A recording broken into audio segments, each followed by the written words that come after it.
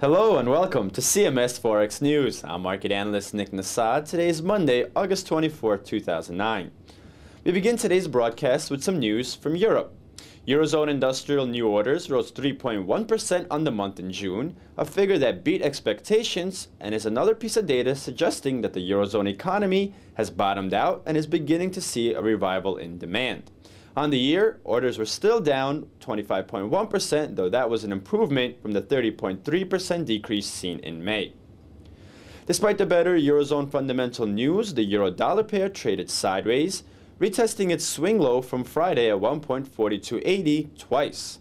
Incoming data from the Eurozone, including last week's flash PMI for manufacturing and services, are showing signs that the economy is beginning to recover, but ECB officials led by President Trichet over the weekend cautioned against exiting low interest rates as unemployment is at its highest level in a decade and bank lending remains weak.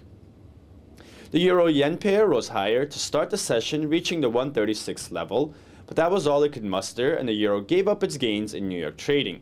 The pair fell to an intraday low near 135 as U.S. stocks paired their initial gains that they had at the open.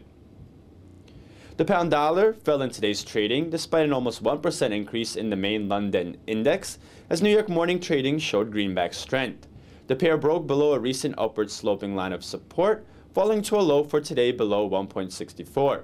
The pound was pressured by speculation that the Bank of England will depress yields on gilts or UK government bonds as they increase their asset purchases.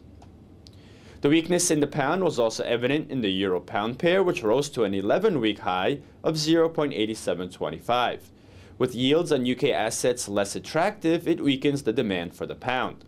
Since falling to a low of 0.8520 last Tuesday, this pair has rallied about 200 pips. Commodity currencies inched up in today's trading as they were buoyed by higher stocks around the globe. The New Zealand dollar-US dollar pair, for instance, rose to 0.6880, which was a retest of its high for this year from 2 Fridays ago. The only other important fundamental release came from Canada, where retail sales figures surprised forecasts, increasing more than expected.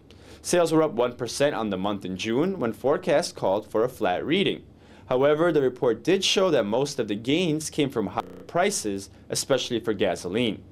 Excluding transportation, goods were up 1% as well. The US dollar-Canadian dollar pair fell yet again to start this week, its fifth straight session that the pair has declined. The pair, after rising to an intraday high of 1.0820 in the Asian session, slid about 80 pips to find a low near 1.0730. This is now a 76.4% retracement of the rally from the beginning of August till August's high at 1.1115. Late New York trading saw the greenback claw back some of its earlier losses as U.S. stock indexes fell into the red prior to the New York close. Tonight, New Zealand will post data on inflation. Overnight, Germany will release a conversion of second quarter GDP, while Switzerland will release data on employment and consumption. The UK, meanwhile, reveals data on mortgage approvals and a housing price index, though that release is subject to change. Tomorrow, the U.S. posts data on housing prices and consumer confidence. And that wraps up today's broadcast. Thank you for joining us here at CMSFX.com, and happy trading.